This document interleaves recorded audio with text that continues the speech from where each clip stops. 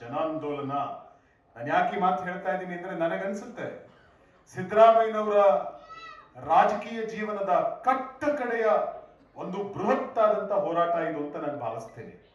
ಈ ಹೋರಾಟದಲ್ಲಿ ಮಾನ್ಯ ಸಿದ್ದರಾಮಯ್ಯನವರು ಜಯಶೀಲರಾಗಿ ಬಂದೇ ಬರಬೇಕು, ಬರಲೇಬೇಕು.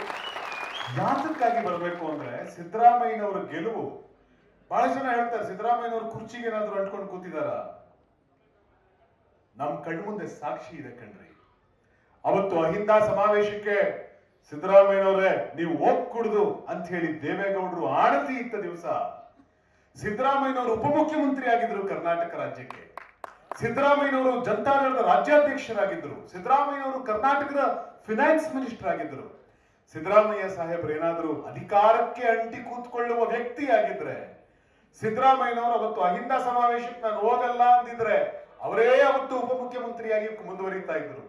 ಸಿದ್ದರಾಮಯ್ಯನವರು ಅವತ್ತು ಅಹಿಂದ ಸಮಾವೇಶಕ್ಕೆ ಆಯ್ತು ಗೌಡ್ರೆ ದೇವೇಗೌಡ್ರೆ ನಾನು ಹೋಗಲ್ಲ ಅಂತ ಒಂದು ಮಾತು ಒಪ್ಕೊಂಡಿದ್ದಿದ್ರೆ ಸಿದ್ದರಾಮಯ್ಯನವರು ಫಿನಾನ್ಸ್ ಮಿನಿಸ್ಟರ್ ಆಗಿರ್ತಿದ್ರು, ಜನತಾದಳದ ರಾಜ್ಯಾಧ್ಯಕ್ಷರಾಗಿ ಮುಂದುವರಿತಾ ಇದ್ರು.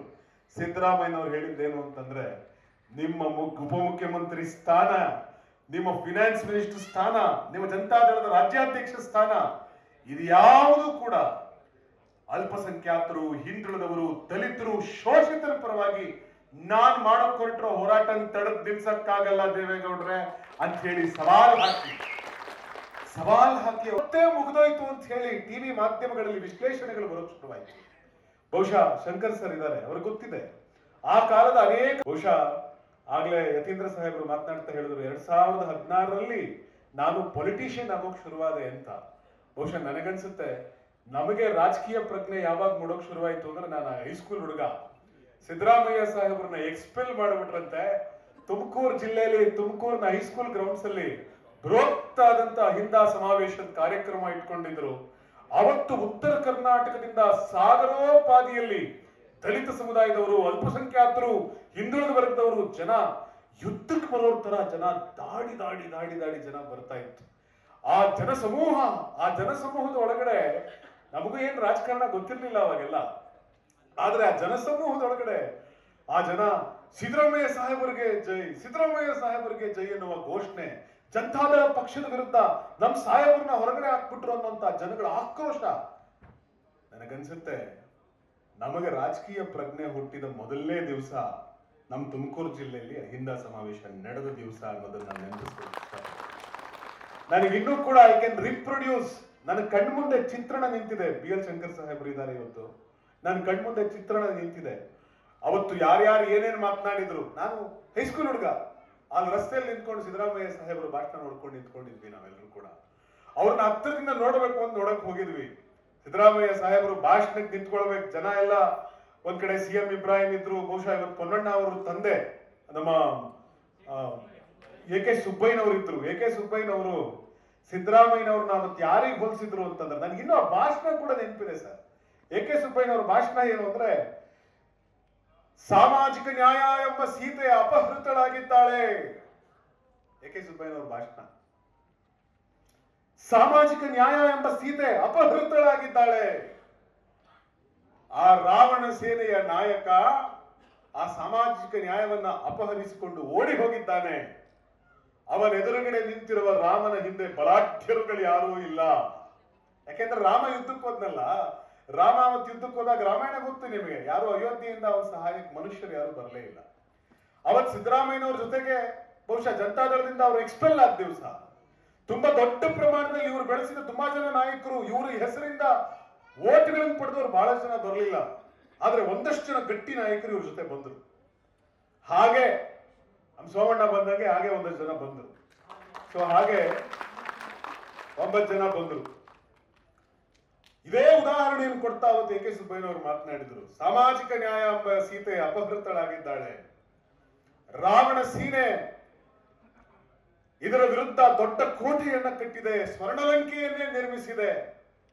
ಆದರೆ ಸಿದ್ದರಾಮಯ್ಯ ಎಂಬ ರಾಮನ ಜೊತೆಗೆ ದಲಿತರು, ಹಿಂದುಳಿದವರು, ಅಲ್ಪಸಂಖ್ಯಾತ ಸಮುದಾಯಗಳು ಸೇರಿದಂತೆ ಆದಿವಾಸಿಗಳಂತೆ, ಮಂಗಗಳಂತೆ, ಅಳಿಲುಗಳಂತೆ, ಕರಡಿಗಳಂತೆ ನಾವು ಸಿದ್ದರಾಮಯ್ಯನ ಹಿಂದೆ ನಿಂತಿದ್ದೇವೆ ಅಂತ ಹೇಳಿ ಆ ದಿವಸ ಎ ಕೆ ಸುಬ್ಬಯ್ಯನವರು ಮಾತನಾಡಬೇಕಾದ್ರೆ ನನಗೆ ರೋಮಾಂಚನವಾಗಿತ್ತು. ಬಹುಶಃ ಆ ದಿವಸ ಶಂಕರ್ ಸಾಹೇಬ್ರಿದ್ರು, ಇನ್ನು ಅನೇಕ ಜನ ಹಿರಿಯರೆಲ್ಲರೂ ಕೂಡ ಇದ್ರು. ಮಾನ್ಯ ಸಿದ್ದರಾಮಯ್ಯನವರ ಮಾತಿಗೋಸ್ಕರ ಜನ ಕಾಯ್ತಾ ಇತ್ತು. ಸಿದ್ದರಾಮಯ್ಯನವರು ಬಹುಶಃ ಆಗ ಒಬ್ರು ಸ್ವಾಮೀಜಿಯೊಬ್ರು ಮಾತಿಗೆ ಎದ್ದು ನಿಂತಿದ್ರು. ಜನ ಎದ್ದು ಏನು ಸಿದ್ದರಾಮಯ್ಯ ಸಾಹೇಬರು ಮಾತಾಡ್ಬೇಕು ಅಂತ ಗಲಾಟೆ ಮಾಡೋಕೆ ಶುರು ಮಾಡ್ಕೊಂಡ್ಬಿಟ್ರು. ಸುಮಾರು ಸಭೆ ನಡೆದಿತ್ತು. ನಾವು ಆ ಜನಗಳ ಮಧ್ಯೆ ನಿಂತ್ಕೊಂಡು ನೋಡ್ತಾ ಇದ್ವಿ. ರಾಜಕೀಯ ಏನು ಅರ್ಥ ಆಗುವಂತ ವಯಸ್ಸೇ ಅಲ್ಲ ಅದು. ಆ ಸಂದರ್ಭದಲ್ಲಿ ಸಿದ್ದರಾಮಯ್ಯನವರು ತಕ್ಷಣ ಬಂದು ಮೈಕನ್ನ ಸ್ವಾಮೀಜಿಯವ್ರು, ಒಂದು ನಿಮಿಷ ಸ್ವಾಮೀಜಿ ನಾನು ಮಾತಾಡ್ತೀನಿ ಅಂತ ಹೇಳಿ ಮೈಕ್ ಇಸ್ಕೊಂಡು, ಏಯ್ ಯಾರೇ ಅದು, ನಿಮ್ ಉತ್ಸಾಹಕ್ಕೊಂದು ಸ್ವಲ್ಪ ಮಿತಿ ಇರ್ಬೇಕು, ಪೊಲೀಸರು ಕೂರ್ಸ್ರಿ ಅವ್ರನ್ನ ಅಂತ ಹೇಳಿ ರೇಗಿ ಮತ್ ಸ್ವಾಮೀಜಿಯವ್ರನ್ನ ಮಾತಾಡಕ್ ಬಿಟ್ಟು ಸಿದ್ದರಾಮಯ್ಯನವರು ಮಾತು ಮುಂದುವರಿಸಿದ್ರು. ನಾನು ಯಾಕೆ ಮಾತು ಹೇಳ್ತಿದ್ದೀನಿ, ಸಾರಿ ಸ್ವಾಮೀಜಿಯವ್ರ ಮಾತಾದ್ಮೇಲೆ ಆಮೇಲೆ ಸಿದ್ದರಾಮಯ್ಯನವರು ಬಂದರು. ಒಬ್ಬ ವ್ಯಕ್ತಿ ಹರ್ಷೋದ್ಗಾರ, ಸಿದ್ದರಾಮಯ್ಯನವರನ್ನ ನೋಡಿದ್ರೆ ಆ ಹರ್ಷೋದ್ಗಾರ. ನಾನು ಮೊನ್ನೆ ಸಿದ್ದರಾಮೋತ್ಸವದ ಕಾರ್ಯಕ್ರಮದಲ್ಲಿ ಕೂಡ ಮಾನ್ಯ PL ಶಂಕರ್ ಸಾಹೇಬರು, ಸುದರ್ಶನ್ ಸಾಹೇಬರು ನನಗೂ ಒಂದು ಅವಕಾಶ ಕೊಟ್ಟರು. ನಿಕೇತ್ ನಮ್ಮ ಜೊತೆ ನೀವು ನಿಂತು ವೇದಿಕೆ ನಿರ್ವಹಿಸಿ. ಅಲ್ಲಿ ನಿಂತಿದ್ದಂತ ಜನಸಮೂಹ ಮಳೆ ಸುರಿತಾ ಇದೆ ರೀ. ಆ ಜನರಿಗೆ ಸಿದ್ದರಾಮಯ್ಯನವರ ಬಗ್ಗೆ ಇದ್ದಂತ ಪ್ರೇಮ ಹೃದಯದಲ್ಲಿ ಉಕ್ ಹರಿತಾ ಇದೆ. ಯಾವ ಮಳೆಗೂ ಲೆಕ್ಕಿಸದೆ ಅವತ್ತು 15 ಲಕ್ಷಕ್ಕಿಂತ ಜಾಸ್ತಿ ಜನ ದಾವಣಗೆರೆಯಲ್ಲಿ ನಿಂತಿದ್ದನ್ನು ನೋಡಿದ್ದೀವಿ. ಬಹುಶಃ ನನಗನ್ಸುತ್ತೆ he is the legend, living legend. Karnataka ರಾಜ್ಯ ರಾಜಕೀಯ ಇತಿಹಾಸದಲ್ಲಿ ಸಿದ್ದರಾಮಯ್ಯನವರು ಒಂದು ಅಘಟಿತ ಘಟನಾವಳಿ ಅಂತ ನಾವು ಹೇಳ್ಬೋದು ಬೇಕಾದ್ರೆ.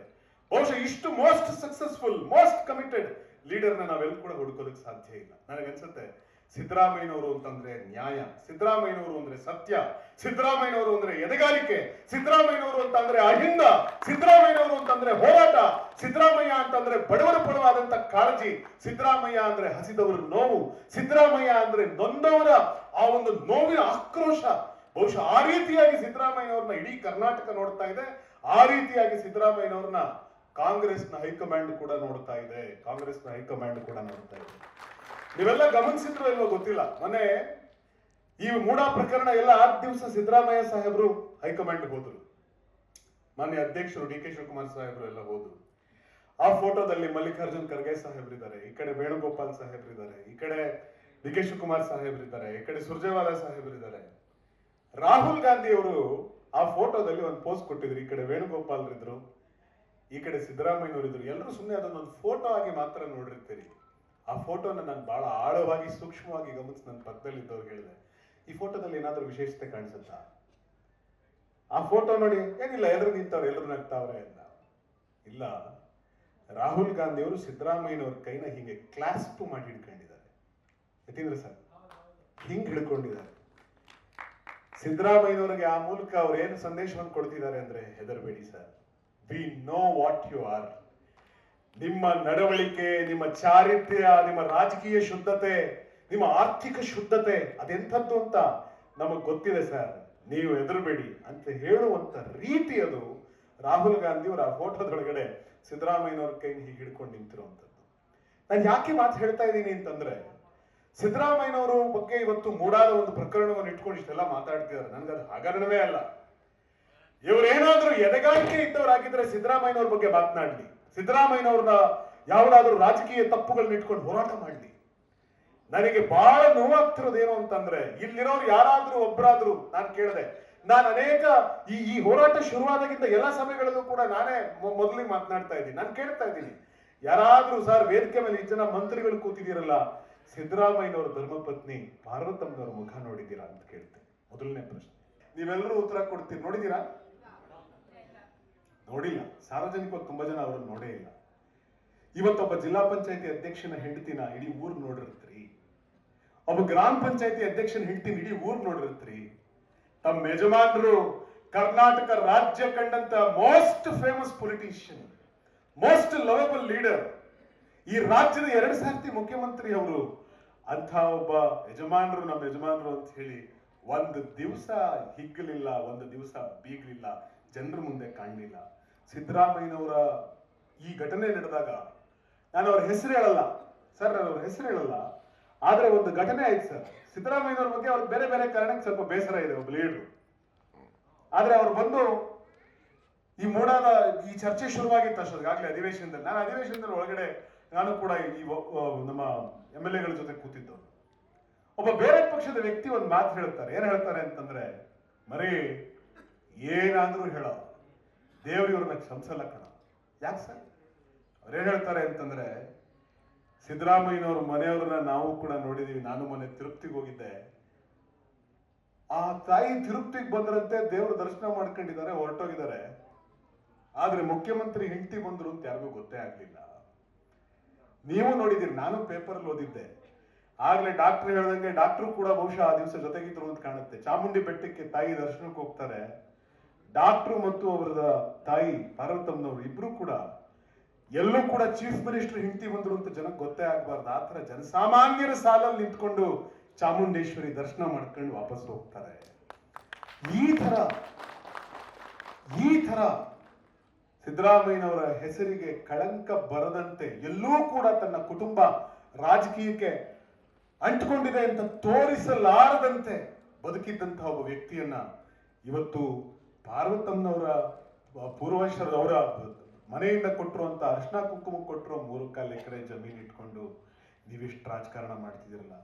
ಆ ವ್ಯಕ್ತಿ ಹೇಳಿದ ಮಾತು, ವಿರೋಧ ಪಕ್ಷದ ವ್ಯಕ್ತಿ ಹೇಳಿದ ಮಾತಾತ ಏನ್ ಹೇಳ್ತಾನೆ ಅಂದ್ರೆ, ಒಂದು ವೇಳೆ ಇವ್ರನ್ನ ಯಾರಾದ್ರೂ ಕ್ಷಮಿಸಲ್ ಕಣಪ್ಪ, ಚಾಮುಂಡೇಶ್ವರಿ ಕ್ಷಮಿಸಲ್ಲ, ಚಾಮುಂಡೇಶ್ವರಿ ಕ್ಷಮಿಸಲ್ಲ. ನಾನು ಅದನ್ನೇ ಹೇಳ್ತಾ ಇದ್ದೀನಿ. ನೀವು ಮಾಡ್ತಾ ಇರುವಂತ ಅನ್ಯಾಯವನ್ನ ಪಾರ್ವತಮ್ಮನವರಾದ್ರೂ ಕ್ಷಮಿಸಬಹುದು, ಸಿದ್ದರಾಮಯ್ಯ ಸಾಹೇಬರಾದ್ರೂ ಕ್ಷಮಿಸಬಹುದು. ತಮ್ಮ ಕುಟುಂಬವನ್ನು ಸದಾ ಕಾಲ ರಾಜಕಾರಣದಿಂದ ದೂರ ಇಟ್ಟು, ಬಹುಶಃ ಸಿದ್ದರಾಮಯ್ಯನವ್ರ ಜೀವನದಲ್ಲಿ ಅತ್ಯಂತ ದೊಡ್ಡ ನೋವು ಯಾವ್ದಿರ್ಬೋದು ಅಂತಂದ್ರೆ, ರಾಕೇಶ್ ಅವ್ರಿಗೆ ಬಹಳ ರಾಜಕಾರಣದ ಬಗ್ಗೆ ಆಸಕ್ತಿ ಇತ್ತು.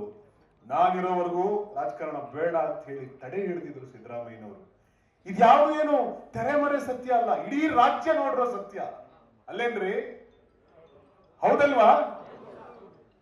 ಸಿದ್ದರಾಮಯ್ಯನವರು ಆ ಮಟ್ಟದ ಶುದ್ಧತೆಯನ್ನು ಕಾಪಾಡ್ಕೊಂಡು ಬಂದರು. ಇವತ್ತು ಡಾಕ್ಟ್ರು ವಿಧಾನ ಪರಿಷತ್ ಸದಸ್ಯರಾಗಿದ್ದಾರೆ ಅಂತಂದ್ರೆ ಅವ್ರ ತಂದೆಗೋಸ್ಕರ ತಮ್ಮ ಸ್ಥಾನವನ್ನು ತ್ಯಾಗ ಮಾಡಿದ್ದಾರೆ.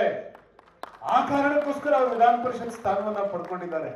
ಅವರೇ ಹೇಳಿದಂತೆ, ನನಗೆ ರಾಜಕಾರಣ ಅನ್ನೋದು ನನಗೆ ಪರಿಚಯ ಆಗಿದ್ದು ನಮ್ಮಪ್ಪ ಚೀಫ್ ಮಿನಿಸ್ಟರ್ ಆಗಿದ್ರು ಅಂತ ಗೊತ್ತಿತ್ತು. ಆದ್ರೆ 2016ರಲ್ಲಿ ನನಗೆ ನಿಜವಾಗಲೂ ರಾಕೇಶ್ ಅವ್ರು ಹೋದ್ಮೇಲೆ ಅನಿವಾರ್ಯವಾಗಿ ಅವರು ಕೂಡ ರಾಜಕಾರಣಕ್ಕೆ ಬರಬೇಕಾಗಿ ಬಂತು. ತನ್ನ ಕುಟುಂಬವನ್ನ ಎಷ್ಟು ಜನ ರಾಜಕಾರಣಿಗಳು ಇವತ್ತು ಅಲ್ಲಿ ಪಾದಯಾತ್ರೆ ಮಾಡ್ಕೊಂಡು ಬಂದಿದ್ದಾರೋ ಅವರೆಲ್ಲರೂ ಕೂಡ ಅಪ್ಪ, ಮಕ್ಕಳು, ಮೊಮ್ಮಕ್ಕಳು, ಅವರ ಮರಿ ಮೊಮ್ಮಕ್ಕಳಿಗೆ ರಾಜಕೀಯ ಸಂಪತ್ತುಗಳನ್ನ ಗಳಿಸಿ, ಅಧಿಕಾರಗಳನ್ನು ಗಳಿಸಿ, ಅವರ ಹೆಸರಿಗೆ 100 ಎಕರೆ ಭೂಮಿಗಳನ್ನ, ದಾಖಲೆಗಳನ್ನ ಮಾಡಿಸ್ಕೊಂಡು ಬೀಳ್ಕೊಂಡಿರುವಂತವ್ರು ಇವತ್ತು 3.25 ಎಕರೆ ಭೂಮಿ ಸಿದ್ದರಾಮಯ್ಯನವ್ರ ಮನೆಯವರು ತವರು ಮನೆಯಿಂದ ಕೊಟ್ಟಿರೋ ಜಮೀನನ್ನು ಇಟ್ಕೊಂಡು ವಿವಾದ ಮಾಡ್ಕೊಂಡು ರಾಜ್ಯದಲ್ಲಿ ನಡೀತಾ ಇದ್ದೀರಿ. ಅದರೊಳಗೆ ಸತ್ಯ ಇಲ್ಲ. I tell you, being the spokesperson of the Congress party, ಮಾಧ್ಯಮಗಳನ್ನ ಅಡ್ರೆಸ್ ಮಾಡಬೇಕು ಅನ್ನೋ ಕಾರಣಕ್ಕೋಸ್ಕರ ಪ್ರತಿ ಡಾಕ್ಯುಮೆಂಟ್ ಅನ್ನು ಕೂಡ ನಾನು ಪೇಪರ್ ಬೈ ಪೇಪರ್ ನೋಡಿದ್ದೀನಿ.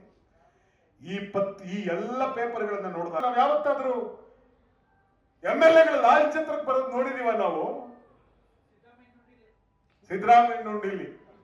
ಸಿದ್ದರಾಮಯ್ಯನವ್ರ ಅಣ್ತಮ್ಮದನ್ನ ಎಲ್ಲಿ ನೋಡ್ತೀವಿ ಅಂದ್ರೆ, ಸಿದ್ದರಾಮನುಂಡಿಲಿ ದನ ಮೇಯಿಸ್ಕೊಂಡು, ಸಿದ್ದರಾಮನುಂಡಿಲಿ ಹೊಲ ಉಳ್ಕೊಂಡು ಬದುಕ್ತಾ ಇರುವಂತ ಸಿದ್ದರಾಮಯ್ಯನವ್ರ ಅಣ್ಣಂದ್ರು, ಸಿದ್ದರಾಮಯ್ಯನವ್ರ ತಮ್ಮ. ಇಂಥ ಮನೆಯನ್ನ ರಾಜಕಾರಣದಿಂದ, ನನಗನ್ಸುತ್ರಿ ಕರ್ನಾಟಕ ರಾಜ್ಯ ರಾಜಕಾರಣದಲ್ಲಿ ಸಿದ್ದರಾಮಯ್ಯನವ್ರ ಬಗ್ಗೆ ನಾವು ಯಾಕೆ ಈ ಹೋರಾಟವನ್ನು ಕೈಗೆತ್ತಿಕೊಂಡಿದೀವಿ ಅಂತಂದ್ರೆ, ಇಟ್ ಈಸ್ ನಾಟ್ ಸಿದ್ದರಾಮಯ್ಯನವ್ರಿಗೆ ಅಧಿಕಾರದಲ್ಲಿ ಶಾಶ್ವತವಾಗಿರ್ಬೇಕು ಅನ್ನೋ ಹಂಬಲ ಇದ್ದಿದ್ರೆ, ನಾನು ಆಗ್ಲೇ ಹೇಳಿದೆ, ಆ ಹುಚ್ಚು ಆಸೆ ಅವ್ರಿಗೇನಾದ್ರೂ ಇದ್ದಿದ್ರೆ ಅವತ್ತು ಅಹಿಂದ ಬೇಕಾ, ಉಪಮುಖ್ಯಮಂತ್ರಿ ಸ್ಥಾನ ಬೇಕಾ ಅಂದಾಗ ಸಿದ್ದರಾಮಯ್ಯನವ್ರು ತಮ್ಮ ಟವಲ್ ಕೊಡ್ಕೊಂಡು ನನಗೆ ಅಹಿಂದ ಬೇಕು ಅಂತ ಎದ್ದು ಬರ್ತಾ ಇರ್ಲಿಲ್ಲ ರೀ. That is Siddaramaiah. ಅಧಿಕಾರ ಕಟ್ಕೊಂಡು ಕುತ್ಕೊಳ್ಳೋ ವ್ಯಕ್ತಿ ಅವ್ರು ಆಗಿರಕ್ಕೆ ಸಾಧ್ಯ ಇಲ್ಲ. ಆದ್ರೆ ಯಾಕೆ ಬಡದಾಟ? ಹಾಗಾದ್ರೆ ಯಾಕೆ ನಾಳೆ ಸಮಾವೇಶ?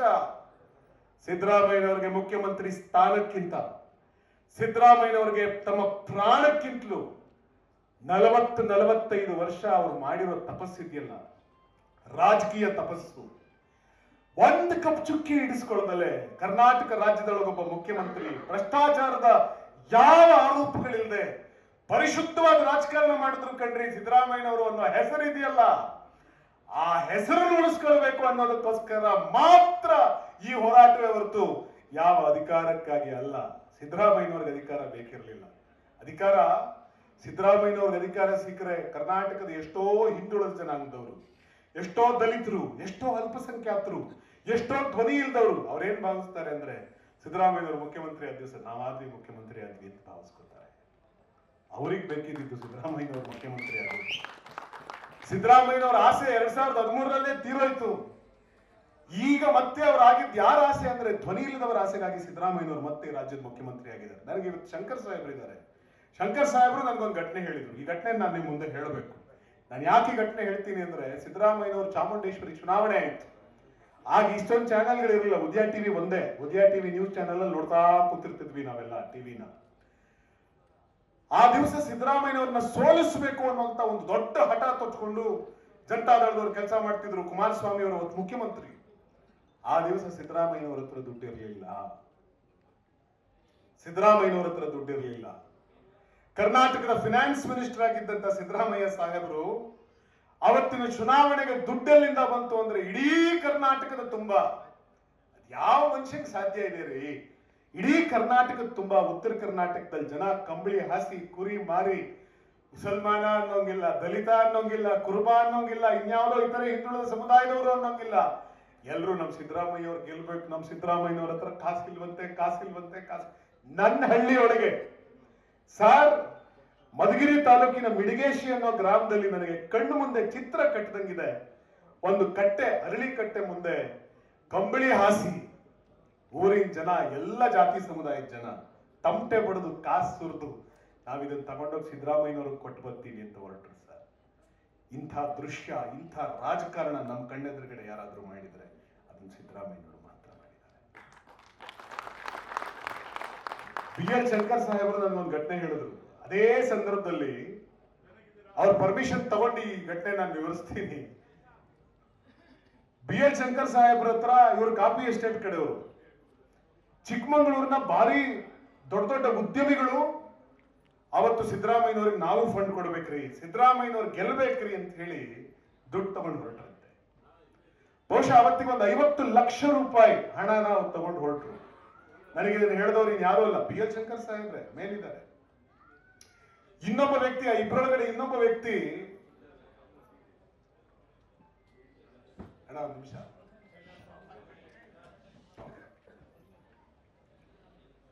ಚಿಕ್ಕಮಗಳೂರಿಂದ ಇವರು 3 ಜನ ಹೊರಟರು. ಹೇಗಾದ್ರೂ ಮಾಡಿ ಸಿದ್ದರಾಮಯ್ಯನವರಿಗೆ ಸಹಾಯ ಮಾಡಬೇಕು ಅಂತ ಹೇಳಿ ಹೊರಟರು. ಇಲ್ಲಿ ಏನಿಲ್ಲ ಸುಮ್ಮನೆ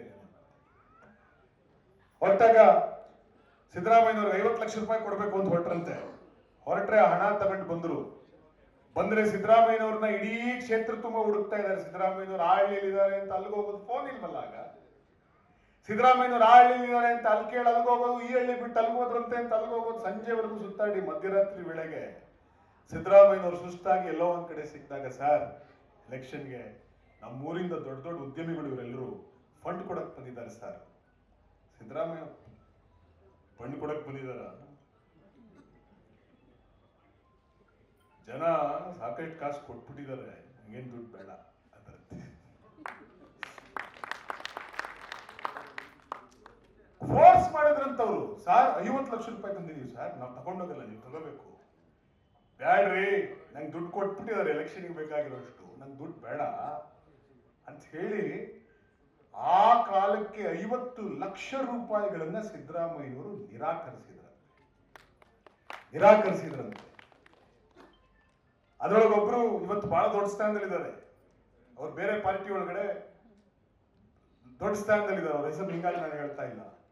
ಆ ಮನುಷ್ಯ ಮೂಕ ವಿಸ್ಮಿತನಾಗಿ ಹೇಳಿದಂತೆ, ನನ್ನ ಜೀವನದಲ್ಲಿ ಫಸ್ಟ್ ಟೈಮ್ ಕಂಡ್ರಿ ಒಬ್ಬ ಪೊಲಿಟಿಷಿಯನ್ ಇಷ್ಟು ದೊಡ್ಡ ಕ್ಯಾಶ್ ತಗೊಂಡು ಬಂದ್ರೆ ಬೇಡ ಅಂತ ಹೇಳಿದಂತ ಮೊದಲನೇ ರಾಜಕಾರಣಿ ನಾನು ನೋಡಿದೆ. ದಟ್ ಈಸ್ ಸಿದ್ದರಾಮಯ್ಯ ಅಂತ ಹೇಳಿದಂತೆ. That is Siddaramaiah. ನಾನು ಇನ್ನೂ ಒಂದು ಘಟನೆ ನೆನಪಿಸ್ಕೊಳಕ್ ಇಷ್ಟಪಡ್ತೀನಿ. ನವಲಿ ಹಿರೇಮಠ್ ಅಂತ ಹೇಳಿ ಯಾವ ಕುಮಾರಸ್ವಾಮಿ ಅವರು ಇವತ್ತು ಪಾದಯಾತ್ರೆ ಮಾಡ್ಕೊಂಡು ಹೊರಟಿದ್ದಾರೆ ಸಿದ್ದರಾಮಯ್ಯನವ್ರ ಮೇಲೆ ಭ್ರಷ್ಟಾಚಾರದ ಆರೋಪ ಮಾಡಿಕೊಂಡು, ಇದೇ ಜನತಾದಳದ ಬಾಗಲಕೋಟೆ ಅಧ್ಯಕ್ಷ ಆತ, ಜಿಲ್ಲಾಧ್ಯಕ್ಷ. ನಾನು ಕೇಳಿದೆ, ಅವರು ಇತ್ತೀಚೆಗೆ ಕೆಲವು ದಿನಗಳ ಹಿಂದೆ ಜನತಾದಳ ರಿಸೈನ್ ಮಾಡಿದ್ರು. ನನಗೆ ಒಳ್ಳೆ ಸ್ನೇಹ ಇತ್ತು ಅವ್ರ ಜೊತೆ. ನಾನು ಕೇಳಿದೆ, ಸರ್ ಯಾಕೆ ಸರ್ ನೀವು ಜನತಾದಳ ರಿಸೈನ್ ಮಾಡಿದ್ರಿ? ಅವರು ಕಾಂಟ್ರಾಕ್ಟ್ರು, ಉದ್ಯಮಿ, ಜನತಾದಳದ ಜಿಲ್ಲಾಧ್ಯಕ್ಷರಾಗಿದ್ರು ಬಾಗಲಕೋಟೆ ಜಿಲ್ಲೆಗೆ, ಯಾಕೆ ಸರ್ ರಿಸೈನ್ ಮಾಡಿದ್ರಿ? ಅವ್ರು ಹೇಳಿದ್ರು, ಕುಮಾರಸ್ವಾಮಿ ಅವರು ಸಿದ್ದರಾಮಯ್ಯನವ್ರ ಬಗ್ಗೆ ಹಗುರವಾಗಿ ಮಾತನಾಡಿದ್ರೆ ಜನತಾದಳ ಜಿಲ್ಲಾಧ್ಯಕ್ಷ ಆಗಿ ಕೂಡ ನನ್ನ ಕೈಲಿ ಸಹಿಸ್ಕೊಳಕ್ ಸಾಧ್ಯ ಇಲ್ಲ ಸರ್. ಯಾಕೆಂದ್ರೆ ಸಿದ್ದರಾಮಯ್ಯನ ನಾನು ಇವತ್ತು ನೋಡ್ತಾ ಇಲ್ಲ, ನಾನು ಅವತ್ತಿಂದ ನೋಡಿದ್ದೀನಿ ಸಿದ್ದರಾಮಯ್ಯನವ್ರನ್ನ. ಅವರೊಂದು ಸ್ವಾರಸ್ಯಕರವಾದ ಘಟನೆ ವಿವರಿಸಿದ್ರು ನನಗೆ. ಏನ್ ಹೇಳಿದ್ರು ಅಂದ್ರೆ, ಸಿದ್ದರಾಮಯ್ಯನವರು ನಿಮ್ಗೆ ಗೊತ್ತಿರ್ಬೋದು, ಸಿದ್ದರಾಮಯ್ಯನವರು ಮೈಸೂರಿನ ಮನೆ ಮಾರಿ ಬೆಂಗಳೂರು ವಿಜಯನಗರದಲ್ಲಿ ಒಂದು ಮನೆ ತಗೊಳ್ತಾರೆ, ಇಫ್ ಐ ಎಮ್ ರೈಟ್. ಆ ಮನೆ ಮಾರೋ ಪರಿಸ್ಥಿತಿ ಬಂದಲ್ಲ, ಅವಾಗ ಸಿದ್ದರಾಮಯ್ಯನವರು ರಾಜ್ಯದ ಉಪಮುಖ್ಯಮಂತ್ರಿ ಆಗಿದ್ರಂತೆ, ಫಿನಾನ್ಸ್ ಮಿನಿಸ್ಟರ್ ಆಗಿದ್ರಂತೆ. ಕರೆಕ್ಟಾ ಸುಮ್ಮನೆ? ಆ ದಿವಸ ಫಿನಾನ್ಸ್ ಮಿನಿಸ್ಟರ್ ಆಗಿದ್ದಂತ ಸಿದ್ದರಾಮಯ್ಯನವರು ಈ ನವಲಿ ಹಿರೇಮಠ ಅನ್ನುವಂತ ಕಾಂಟ್ರಾಕ್ಟರ್ ಇವ್ರಿಗೆ ಆತ್ಮೀಯನೇ, ಪಾರ್ಟಿ ವರ್ಕರ್ ಆಗಿದ್ದ ಆತ. ಆತನನ್ನ ಕರೆದು, ಏ ನವಲಿ, ನಾನು ವಿಜಯನಗರದಲ್ಲಿ ಒಂದು ಮನೆ ತಗೋಬೇಕು ಅಂದ್ಕೊಂಡಿದ್ದೀನಿ ಕಣಿಯ, ಬೆಂಗಳೂರಲ್ಲಿ ಅಪ್ ಅಂಡ್ ಡೌನ್ ಮಾಡೋಕ್ಕಾಗಲ್ಲ, ಅಲ್ಲೊಂದು ಮನೆ ಬೇಕು ನನಗೆ, ಸ್ವಲ್ಪ ದುಡ್ಡಿಂದ ಅವಶ್ಯಕತೆ ಇತ್ತು, ಏನ್ ಮಾಡ್ಬೇಕು ಸರ್? ಏನಿಲ್ಲ, ಮೈಸೂರು ಮನೆ ಇದೆ, ಮಾರ್ಬಿಡ್ತೀನಿ, ಯಾರಾದ್ರೂ ಗಿರಾಕಿ ಇದ್ರೆ ಹೇಳು ಅಂದ್ರಂತೆ.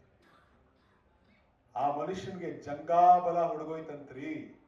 ಕರ್ನಾಟಕ ರಾಜ್ಯದ ಇಡೀ ಖಜಾನೆ ಈ ಮನುಷ್ಯನ ಕೈ ಕೆಳಗಡೆ ಇದೆ. ಈ ಮನುಷ್ಯ ಒಂದು ಮನೆ ತಗೊಳ್ಳೋದಕ್ಕೆ ಇನ್ನೊಂದು ಮನೆ, ನಾನು ಮನೆ ಮೈಸೂರು ಮನೆ ಮಾರ್ಕತೀನಿ ಅಂತ ಹೇಳ್ತಿದಾರಲ್ಲ ಸರ್, ದಯವಿಟ್ಟು ಮಾರ್ಬಿಡಿ, ನಾಳೆ ನಾನು ಏನೋ ಒಂದು ಸಣ್ಣದೊಂದು ಸಹಾಯ ಕೇಳ್ತೀನಿ, ನೀವು ಮಾಡಿ ಸರ್ ಅಂದ್ರೆ. ಆಯ್ತು ನೋಡೋಣ ಅಂತೇನೋ ಹೇಳಿ ಹೊರಟೋದ್ರು. ನಾಳೆ ಬಂದ ಇದೇ ನವಲಿ ಹಿರೇಮಠ ಇನ್ನೊಬ್ಬ ದೊಡ್ಡ ಕಾಂಟ್ರಾಕ್ಟರ್ ಕರ್ಕೊಂಬಂದ್, ನೋಡಿ ಸರ್, ಇದೊಂದು ಒಂದು ಅನುಕೂಲ ಮಾಡಿಕೊಟ್ರೆ ಆ ಮನೆನ ನಾವೇ ಖರೀದಿ ಮಾಡಿಕೊಟ್ಬಿಡ್ತೀವಿ ಅಂತ ಹೇಳಿದ್ರು. ಸಿದ್ದರಾಮಯ್ಯನವರ ಆ ಪತ್ರ ನೋಡಿ the very next reaction of Shriman Siddaramaiah saab ಏನ್ ಗೊತ್ತಾ? ಆ ಪತ್ರ ತೆಗೆದು ವಾಪಸ್ ಅವ್ನ ಕೈ ಕೊಟ್ರು, ತಗೊಂಡೋಗಿ ನಾನು ಮಾಡಲ್ಲ ಅಂತ. ಅವನ್ ತಿರ್ಗಾ ಬಲವಂತ ಮಾಡಿ ಸಿದ್ದರಾಮಯ್ಯ ಸಾಹೇಬ್ರ ಕೈ ಪತ್ರ ವಾಪಸ್ ಇಟ್ಟು, ಸರ್ ಇದು ಮಾಡಿದ್ರೆ ಮನೆ ಮಾರೋದೇ ಬೇಡ ಸರ್, ಅಲ್ಲಿ ಇಂಥವ್ 4 ಬಂಗ್ಲೆ ಬರ್ತಾವ ಸರ್. ಸಿದ್ದರಾಮಯ್ಯನವ್ರು ಹೇಳಿದ್ರಂತೆ, ನಾನ್ ಫೈನಾನ್ಸ್ ಮಿನಿಸ್ಟರ್ ಆಗಿ ಕೂತ್ಕೊಂಡಿರೋದು ಖಜಾನೆ ಲೂಟಿ ಮಾಡಕ್ಕೆ ಅಂತ ತಿಳ್ಕೊಂಡಿದ್ಯಾ? ಬಡವ ತಗೊಳ್ಳೋ ಪ್ರತಿ ವಸ್ತು ಮೇಲೆ ಟ್ಯಾಕ್ಸ್ ಕಟ್ತಾನೆ ಕಡೆಯ. ಫಿನಾನ್ಸ್ ಮಿನಿಸ್ಟರ್ ಅಂದ್ರೆ ಖಜಾನೆ ಕಾಯೋನು, ನಾನು ಖಜಾನೆಲಿ ₹1 ಮುಟ್ಟಕ್ಕೆ ಸಾಧ್ಯ ಇಲ್ಲ. ಈ ಅನುಕೂಲ ಇವನಿಗೆ ಮಾಡ್ಕೊಡೋದ್ರಿಂದ ನಿನಗ್ ಸಹಾಯ ಆಗುತ್ತೆ, ನನಗ್ ಸಹಾಯ ಆಗುತ್ತೆ, ಆದ್ರೆ ಪಕ್ಷಕ್ಕೆ ನಷ್ಟ ಆಗುತ್ತೆ, ತಗೊಂಡೋಗ್, ಇಂಥವೆಲ್ಲ ತರಬೇಡ ನನ್ನ ಹತ್ರ. ರೇಗಿದ್ರಂತೆ ಸಿದ್ದರಾಮಯ್ಯನವರು. ಅವ್ನು ಹೇಳ್ತಾನೆ, ನನ್ನ ಜೀವನದಲ್ಲಿ ಸಿದ್ದರಾಮಯ್ಯನವರು ಯಾವತ್ತೂ ಕೂಡ ಈ ತರ ₹1 ಹಣಕ್ಕೋಸ್ಕರ ಕೈ ಚಾಚಿದ್ದನ್ನ, ಲಂಚಕ್ಕೋಸ್ಕರ ಕೈಯೊಡ್ಡಿದ್ದನ್ನು ನೋಡ್ಲಿಲ್ಲ. ಅಂತ ಸಿದ್ದರಾಮಯ್ಯನವ್ರ ವಿರುದ್ಧ ನೀವು ಮಾತಾಡಿದ್ರೆ ನಿಮ್ ಪಕ್ಷದಲ್ಲಿ ನಾನು ಅಧ್ಯಕ್ಷ ಆಗಿರ್ಬೇಕಾ ಸರ್, ನಾನು ರಿಸೈನ್ ಮಾಡಿದೆ ಸರ್ ಅಂತ ನವಲಿ ಹಿರೇಮಠ ಹೇಳ್ತಾರ್ರಿ. This is the best example. ಇಂಥ 1000 ಉದಾಹರಣೆಗಳನ್ನು ಬಹುಶಃ BL ಶಂಕರ್ ಸಾಹೇಬರು ನಿಂತರೆ ಅವರು ಇದಕ್ಕಿಂತಲೂ ಅದ್ಭುತವಾದ ಉದಾಹರಣೆಗಳನ್ನು ಅವರು ಕೋಟ್ ಮಾಡಬಲ್ಲರು. ಆದ್ರೆ ಪ್ರೀತಿಯ ಬಂಧುಗಳೇ, ಇವತ್ತು ಮೈಸೂರಿನ ಜನ, ನೀವು ಮೈಸೂರಿನಲ್ಲಿ ಅನಂತು ಮೇಯರ್ ಆಗಿದ್ರು, ಮೈಸೂರಿನಲ್ಲಿ ನಾರಾಯಣ್ ಅನ್ನುವಂತ ಒಬ್ಬ ಪೌರ ಕಾರ್ಮಿಕರೊಬ್ಬರು ಮೈಸೂರಿನಲ್ಲಿ ಮೇಯರ್ ಆದ್ರು. ಇದೇ ಮೈಸೂರಲ್ಲಿ ಧ್ರುವ ಕುಮಾರ್ ಅನ್ನುವಂತ ಒಬ್ಬ ಹಿಂದುಳಿದ ವರ್ಗದವರು ಮೇಯರ್ ಆದ್ರು. ಯಾವ ಸಮುದಾಯಗಳಿಗೆ ತಲೆ ಎತ್ತಿ ನಿಂತ್ಕೊಳ್ಳೋದಕ್ಕೆ ಶಕ್ತಿ ಇರಲಿಲ್ವೋ ಅಂತ ಸಮುದಾಯದವ್ರನ್ನ ಹುಡುಕಿ ಅಧಿಕಾರ ಸ್ಥಾನದಲ್ಲಿ ಕೂರಿಸಿದ ಕೀರ್ತಿ ಯಾರಿಗಾದ್ರೂ ಇದ್ರೆ ಅದು ಮಾನ್ಯ ಸಿದ್ದರಾಮಯ್ಯನವರಿಗೆ. ಕಾಡಗೊಲ್ಲ ಸಮುದಾಯದ ಆ ಹೆಣ್ಮಗಳು, ನನಗೆ ಅವ್ರ ಹೆಸರು ಮರ್ತೋಯ್ತು, MLC ಆಗಿದ್ರಲ್ಲ ಸರ್, ನಮ್ಮ ಚಿತ್ರದುರ್ಗದವರು, ಜಯಮ್ಮ, ಕಾಡಗೊಲ್ಲ ಸಮಾಜದ ಜಯಮ್ಮ. ಆಕೆ ಯಾವಾಗಾದ್ರೂ ಮಾತಾಡ್ಸಿದ್ರೆ, ಏನ್ ಜಯಮ್ಮನವರೇ MLC ಆಗೋಗ್ಬಿಟ್ರಿ? ನಂದೇನು ಇಲ್ಲ ಸರ್, ಸಿದ್ದರಾಮಯ್ಯ ಪುಣ್ಯದಿಂದ ನಾನು ಹೇಗೆ ಕೂತ್ಕೊಂಡಿದ್ದೀನಿ ಸರ್ ಅಂತ ಕೈ ಮುಗಿಯೋದು. ಕರ್ನಾಟಕ ರಾಜ್ಯದಿಂದ ಎಷ್ಟೋ ಮೋಸ್ಟ್ ಬ್ಯಾಕ್ವರ್ಡ್ ಕ್ಲಾಸಸ್ ಅವರಿಗೆ ರಾಜಕೀಯ ಅಧಿಕಾರ ಸಿಕ್ಕಿದೆ ಅಂದ್ರೆ that is because of Shriman Siddaramaiah Sab. ಈ ರಾವಣ ಸೇನೆ ಒಳಗಡೆ ಇದ್ದವರೆಲ್ಲ ಎಲ್ಲ ಬಲಾಢ್ಯರೇ, ಸಾಮಾನ್ಯ ಯಾರು ಇಲ್ಲ. ರಾವಣನಿಗೆ 10 ತಲೆ, ಅವನ ಮಗ ಇಂದ್ರಜಿತ್ತು, ಇಂದ್ರನೇ ಗೆದ್ದವನು. ಅವನ ಅಣ್ತಮ್ಮ ಒಬ್ಬ ಕುಂಭಕರ್ಣ, ಇಡೀ ಕಪಿ ಸೇನೆ ಒಂದೇ ಸರ್ತಿ ನುಂಗು ಬಿಡ್ತಾನೆ ಬೇಕಾದ್ರೆ ಅವ್ನು ಮನ್ಸು ಮಾಡಿದ್ರೆ. ಅಂತ ಕುಂಭಕರ್ಣ, ಒಬ್ಬೊಬ್ಬರು ರಾಕ್ಷಸರು, ಒಂದೊಂದು ಹೊರತಕ್ಕೆ ಈ ಕಪಿಗಳನ್ನು ಮುಗಿಸ್ಬಿಡ್ತಾರೆ. ಅಂತ ಬಲಾಢ್ಯರು, ಸ್ವರ್ಣಲಂಕೆ. ಆದ್ರೆ ರಾಮನ ಜೊತೆಗೆ ಯಾರಿದ್ರು? ಅವನ ಜೊತೆಗೆ ಯಾರು ಅವನ ಕಡೆಯವರು ಬಂದಿರಲಿಲ್ಲ ಪಾಪ. ಅವನ ಜೊತೆಗಿದ್ದವರೆಲ್ಲರೂ ಕೂಡ ಕಾಡು ಕಪಿಗಳು. ನಾನು ಹೇಳ್ತೇನೆ, ಇವತ್ತು ರಾವಣ ಸೇನೆಯಾಗಿ ಬಿಜೆಪಿಯವರು, ಜನತಾದಳದವರು ಒಟ್ಟಾಗಿ ನಿಂತ್ಕೊಂಡಿದ್ದಾರೆ. ಅವ್ರ ಜೊತೆ ಎಷ್ಟೋ ಶಕ್ತಿಗಳಿದ್ದಾವೆ. IT ಇದೆ, ED ಇದೆ, CBI ಇದೆ, ಅಪಪ್ರಚಾರದ ದೊಡ್ಡ ಮಿಷನರಿಗಳಿದ್ದಾವೆ. ಆದ್ರೆ ಸಿದ್ದರಾಮಯ್ಯನವ್ರ ಜೊತೆ ಏನಿದೆ ಅಂತಂದ್ರೆ, ಆ ರಾಮನ್ ಜೊತೆ ಕಪಿ ಸೇನೆ ಇದ್ದಂಗೆ ಕರ್ನಾಟಕ ರಾಜ್ಯದ ದಲಿತರು, ಹಿಂದುಳಿದವರು, ಬುದ್ಧ, ಬಸವ, ಅಂಬೇಡ್ಕರ್ನ ಓದ್ಕೊಂಡವರು ಸಿದ್ದರಾಮಯ್ಯನವ್ರ ಜೊತೆಗಿದ್ದಾರೆ. ಹನುಮಂತ ಕೇಳದಂತೆ, ರಾಮ ಸತ್ಯ ಅಂದೆ, ನಿನ್ ಮೈ ಮೇಲೆ ಇರೋದು ಬರೀ 1 ಗ್ರಾಮ್ ಗೋಲ್ಡ್ ಕೂಡ ಇಲ್ಲ, ಕಾಲಲ್ಲಿ ಚಪ್ಪಲಿನೂ ಭರತ ಇಸ್ಕೊಂಡು ಹೊರಟೋದ, ಬರೀ ಮಣ್ಣು ಮೇಲೆ ನಿಂತ್ಕೊಂಡಿಲ್ಲಪ್ಪ ಕಡೆಗೆ, ನೀನು ಎಲ್ಲ ಕಳ್ಕೊಂಡು ಮಣ್ಣು ಮೇಲೆ ನಿಂತ್ಕೊಂಡೆ. ಆ ಸೀತೆಯನ್ನು ಹೊತ್ಕೊಂಡು ಹೋಗ್ಬಿಟ್ರು. ಎಲ್ಲ ನಿಂತ್ಕೊಂಡು ಕಳ್ಕೊಂಡು ಮಣ್ಮೇಲೆ ನಿಂತಿದ್ಯಾ. ಅವ್ನ್ ನೋಡು ಅನ್ಯಾಯ ದರ್ಪ ದೌರ್ಜನ್ಯ ಮಾಡ್ಕೊಂಡ ಇವತ್ತು ಎಷ್ಟು ದೊಡ್ಡ ಮಂತ್ರಿ ಆಗ್ಬಿಟ್ಟವನೆ ರಾವಣ, ಎಷ್ಟು ದೊಡ್ಡ ಅಧಿಕಾರ ಸ್ಥಾನದಲ್ಲಿದ್ದಾನೆ. ಇವನ್ ಮುಂದೆ ನೀನ್ ಗೆಲ್ತೀನಪ್ಪ ಅಂತ ಕೇಳಿದ್ನಂತೆ ಹನುಮಂತ. ರಾಮ ಹೇಳಿದ್ನಂತೆ, ನೋಡಯ್ಯ ನಾನ್ ನಿಂತಿರೋದು ಮಣ್ಣಿನ ಮೇಲೆ ಅಂತ ನೀನ್ ಹೇಳ್ತಾ ಇದ್ಯಾ, ನಾನ್ ನಿಂತಿರೋದು ಮಣ್ಣಿನ ಮೇಲಲ್ಲ, ಅವ್ನ್ ನಿಂತಿರೋದು ಬಂಗಾರದ ರಥದ ಮೇಲೆ ಅಂತ ಆಶ್ಚರ್ಯ ಪಡ್ತಿದ್ಯಾ. ನಾನ್ ನಿಂತಿರೋದು ಮಣ್ಣಿನ ಮೇಲಲ್ಲ, ಸತ್ಯದ ಮೇಲೆ. ಸತ್ಯಮೇವ ಜಯತೆ, ಸತ್ಯ ಮಾತ್ರ ಗೆಲ್ಲುತ್ತೆ, ನಾನೇ ಗೆಲ್ತೀನಿ. ಇವತ್ತು ಸಿದ್ದರಾಮಯ್ಯ ಎಂಬ ರಾಮ ನೀವು ತೋರ್ಸಕ್ಕಾಗಿ 3.25 ಎಕರೆ ಜಮೀನು, ನಿಮ್ಮ ಹತ್ರ ಇಡೀ ರಾವಣ ಸೇನೆ ಎಲ್ಲ ಇದೆ, ಸಾವಿರಾರು ಕೋಟಿ ಇದೆ. ಮೊನ್ನೆ ಜಮೀರ್ ಹೇಳ್ತಾ ಇದ್ರು ಕರ್ನಾಟಕದ 3 ಬಜೆಟ್ ಆಗೋಷ್ಟು ಸಂಪತ್ತು ನಿಮ್ ಕುಟುಂಬದಲ್ಲಿದೆ ಅಂತ ಜಮೀರ್ ಬೆರಳು ಮಾಡಿ ತೋರಿಸ್ತಾ ಇದ್ರು. ಹಿಂಗಿರ್ಬೇಕಾದ್ರೆ ನೀವು ಸಿದ್ದರಾಮಯ್ಯನವ್ರ ಕಡೆ ಕೈ ತೋರಿಸ್ತಿದ್ದೀರಿ. ಸಿದ್ದರಾಮಯ್ಯನವ್ರು ಗೆಲ್ತಾರೆ. ದ್ರಾಕ್ಷಾರಸವೇನಲ್ಲ ಜೀವನದ ತಿರುಳಾರ್ಗಂ, ಇಕ್ಷುದಂಡದ ಓಲ್ ಅದು ಕಷ್ಟ ಭೋಜನವು. ಅಂದ್ರೆ ಜೀವನ ಪೊಲಿಟಿಕಲ್ ಲೈಫ್ ಗ್ರೇಪ್ ಜ್ಯೂಸ್ ತರ ಇರಲ್ಲ, ಈ ಬಾಯಿಗೆ ಇಟ್ಟಿದ ತಕ್ಷಣ ಸಿಕ್ ಮಾಡಕ್ ಆಗಲ್ಲ. ದ್ರಾಕ್ಷಾರಸ ಅಲ್ಲ. ಜೀವನದ ತಿರುಳಾರ್ಗಂ ಇಕ್ಷುದಂಡದ ಓಲ್ ಅದು ಕಷ್ಟ ಭೋಜನವು. ಇಕ್ಷುದಂಡ ಅಂದ್ರೆ ಕಬ್ಬಿನ ಜಲ್ಲೆ, ಅದನ್ನ ತಿನ್ನೋದು ಬಹಳ ಕಷ್ಟ. ದಕ್ಷತೆ ನೀಡುವನಿಗೆ 1-2 ಗುಟುಕು ರಸ. ಯಾವನ್ ಹಲ್ಲು ಗಟ್ಟಿಯಾಗಿದ್ಯೋ ಅವ್ನಿಗೆ 1-2 ಗುಟುಕು ರಸ ಸಿಗುತ್ತೆ. ಉಳಿದವ್ರು ಯಾರು ಅಂದ್ರೆ ಮಾಕ್ಷಿಕರು, ಮಿಕ್ಕೆಲ್ಲ ಮಂಕುತಿಮ್ಮ. ಅಂದ್ರೆ ಗಟ್ಟಿ ಹಲ್ಲಿದ್ದವನು ಉಗಿದು ಅಗದು ಜಿಗದು ರಸ ಕುಡಿದು ಉಗಿದ ಮೇಲೆ ಅದ್ರ ಮೇಲೆ ಬಂದು ಕೂತ್ಕೊಳ್ತಾವ. ಮಾಕ್ಷಿಕ ಅಂದ್ರೆ ನೋಣ, ತಿಪ್ಪೆ ನೋಣ. ನೀವ್ ಯಾವತ್ತೂ ನಿಮ್ಮ ಜೀವನದಲ್ಲಿ ಸ್ವಂತ ಬಲದ ಮೇಲೆ ಅಧಿಕಾರಕ್ಕೆ ಬರೋಕ್ ಸಾಧ್ಯ ಇಲ್ಲ. ಸ್ವಂತ ಬಲದ ಮೇಲೆ ಅಧಿಕಾರಕ್ಕೆ ಮಾನ್ಯ ಸಿದ್ದರಾಮಯ್ಯನವರ ನೇತೃತ್ವದಲ್ಲಿ ಕಾಂಗ್ರೆಸ್ ಸರ್ಕಾರ, ಕೆಪಿಸಿಸಿ ಅಧ್ಯಕ್ಷರು ಡಿ ಕೆ ಶಿವಕುಮಾರ್ ಆಗಿದ್ದಾರೆ, ಮಲ್ಲಿಕಾರ್ಜುನ್ ಖರ್ಗೆ ಸಾಹೇಬ್ರಿದ್ದಾರೆ, ಶಂಕರ್ ಸಾಹೇಬ್ರು ತರದವರು, ಪರಮೇಶ್ವರ್ ಸಾಹೇಬ್ರು ತರದವರು, ಇವರೆಲ್ಲರನ್ನೂ ಒಟ್ಟುಗೂಡಿಸ್ಕೊಂಡು ಇವತ್ತು ಸಿದ್ದರಾಮಯ್ಯನವರ ನೇತೃತ್ವದಲ್ಲಿ 2 ಸರ್ತಿ ಫುಲ್ ಮೆಜಾರಿಟಿ ಪವರ್ ತಗೊಂಡು ಬಂದಿದ್ದಾರೆ. ದಕ್ಷತೆಯ ನೀಡಿಯುವನಿಗೆ 1-2 ಗುಟುಕು ರಸ. ಕಬ್ಬಿನ ಜಲ್ಲೆ ಅಗಿಯೋ ತಾಕತ್ತಿತ್ತು ಸಿದ್ದರಾಮಯ್ಯನವ್ರಿಗೆ, ಅವ್ರು ಅಗದು ರಸ ಕುಡಿತಾ ಇದ್ದಾರೆ. ನೀವೇನ್ ಮಾಡಕ್ ಹೊರಟಿದ್ದೀರಾ? ಇವ್ರು ಅಗದು ಉಗ್ದಿರೋದನ್ನ ಚೀಪೋದಕ್ಕಾಗಿ ನೊಣಗಳ ತರ ಬಂದು ಕುತ್ಕೊಳ್ತಾ ಇದ್ದೀರಿ. ವಿರೋಧ ಪಕ್ಷಗಳೇ, ನಿಮ್ಮಿಂದ ಇದು ಸಾಧ್ಯ ಅಲ್ಲ. Because this is Siddaramaiah. This is not ordinary man, this is Siddaramaiah. ನಾನು ಮೊನ್ನೆ ಸಿದ್ದರಾಮಯ್ಯನವ್ರ ಒಂದು ಮಾತು ನಾನು ಬಾರಿ ತಮಾಷೆ ಹೇಳ್ತಾ ಇದ್ದೆ ಅವ್ರದೇ ಶೈಲಿಯಲ್ಲಿ. ಸಿದ್ದರಾಮಯ್ಯನವ್ರು ಹೇಳಿದ್ರಂತೆ, I am not there, therefore I don't care.